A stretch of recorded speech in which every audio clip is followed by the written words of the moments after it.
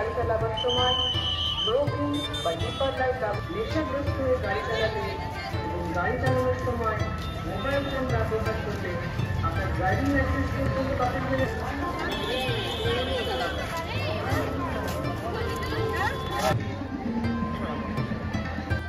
আমাদের রাজ্যের সাহিত্য চর্চার বিকাশে বইমেলার গুরুত্ব অপরিসীম।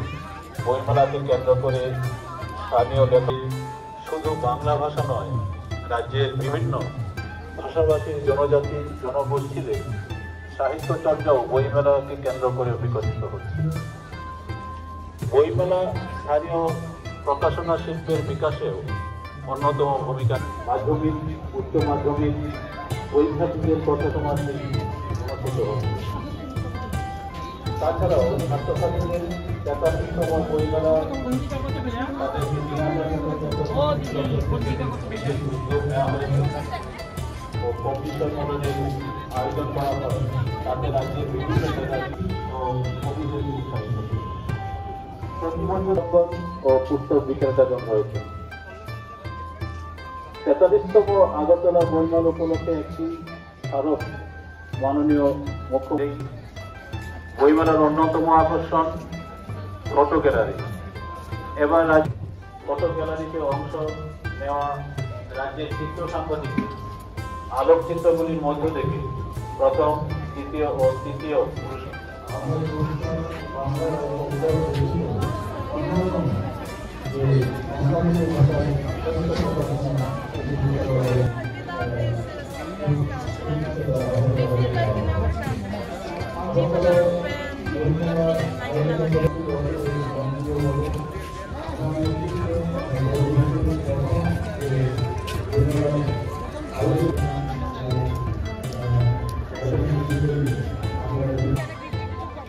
আছেন আমাদের আবদ্ধ করেছেন এবং তৎসঙ্গে সাংবাদিক মুখ্যমন্ত্রী প্রফেসর মানিক সাহেব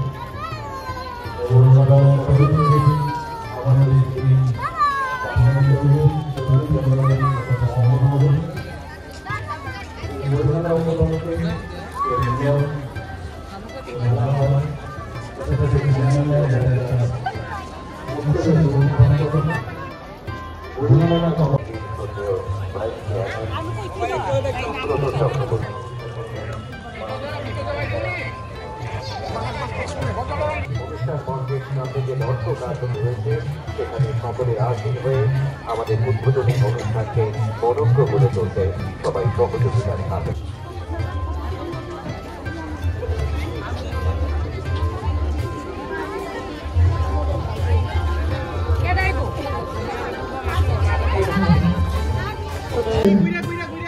ত্রিপুরারে হাসতে মান মাজাতে রেশা তে খঙ্গু দিয়া হই বর্ণনা আপসরে এই বইমেলা উপলক্ষে স্মারক যাচ্ছি।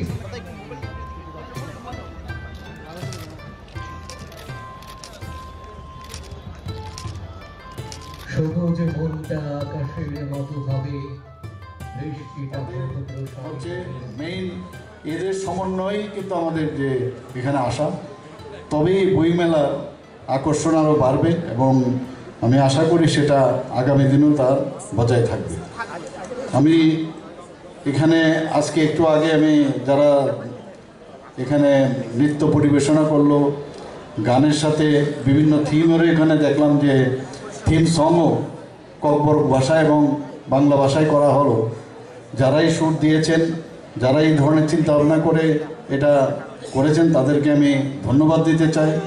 এখানে এইবারে বইমেলার একটা থিম সুন্দর আমি দেখলাম, সেই থিমটা হচ্ছে সর্বেশাং শান্তির ভবতু, অর্থাৎ সকলের উপর শান্তি বর্ষিত হোক, বাংলাতে যদি বলি। তো এটা একটু আগে আমাদের যে পূর্ববর্তী বক্তা উনি কিন্তু এই কথাটা বলারও চেষ্টা করেছেন যে আমরা যদি শান্তিতে থাকি, মনে যদি আমাদের শান্তি থাকে, এর উপরে আর কিছু হয় না। এবং আজকে আমি বলবো যে এই থিমের সাথে অনেকটা তার সাদৃশ্য আমি খুঁজে পাচ্ছি। আজকে এই বইমেলার অনেক ধরনের যে আলোচনা সভা হবে, গ্রন্থ প্রকাশ হবে এবং এই যে কদিন যে প্রায় 14 দিনের মতো না 13 দিনের মতো যে এই বইমেলা চলবে, সেখানে সাংস্কৃতিক অনুষ্ঠান, পুরস্কার বিতরণ এবং স্মরণিকা প্রকাশ থেকে আমরা অনেক কিছু এখানে হবে। অলরেডি আজকে আমরা একটা স্মরণিকা এখানে প্রকাশ করেছি এবং এটা এবং বিভিন্ন যেসব স্মৃতি পুরস্কারও এখানে ব্যবস্থা রাখা হয়েছে। শ্রেষ্ঠ লিটল ম্যাগাজিন পুরস্কারের ব্যবস্থা করা হয়েছে। যারা 35 বছরের নিচে তাদেরও যে পুরস্কার দেওয়ার যে চিন্তাভাবনা এখানে রয়েছে। আমি আশা করি যে এই বইমেলার উত্তরোত্তর শ্রীবৃদ্ধি ঘটবে এবং এই কদিনের যে এখানের আয়োজন এবং মানুষ এখানে আসুক, সমস্ত ত্রিপুরাবাসী, আমি এখানে মিডিয়া বন্ধুরা আছেন তাদের মাধ্যমে আমি সমস্ত ত্রিপুরাবাসীকে আমি আহ্বান করব যেন এই বইমেলায় আসে, বইকে পড়ুন, বইকে জানুন এবং জ্ঞান বৃদ্ধি করুন এবং এতে করে আমাদের ত্রিপুরারও কিন্তু অনেক লাভবান হবে। সবাইকে অসংখ্য নমস্কার, ধন্যবাদ জানিয়ে আমি আমার বক্তব্য শেষ করছি।